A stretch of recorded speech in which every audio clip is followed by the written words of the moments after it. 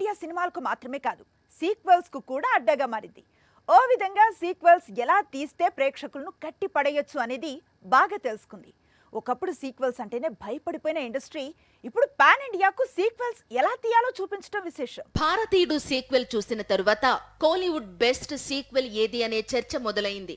శంకర్ తెరకెక్కించిన robo sequel, అలాగే Mani Ratnam making లో వచ్చిన పొన్నియిన్ సెల్వన్ సీక్వెల్ మాత్రమే వసూళ్ల పరంగా కోలీవుడ్ బెస్ట్ సీక్వెల్స్ గా నిలిచాయి. ఆ తరువాత కాంచన, సింగం, మారి లాంటి చిత్రాలు బెస్ట్ సీక్వెల్స్ లిస్ట్ లో ఉన్నాయి. అదే టాలీవుడ్ సీక్వెల్స్ గురించి మాట్లాడాల్సి వస్తే పాన్ ఇండియాను షేక్ చేసిన ఒక బాహుబలి సీక్వెల్ నుంచి సీక్వెల్స్ లిస్ట్ మొదలవుతుంది.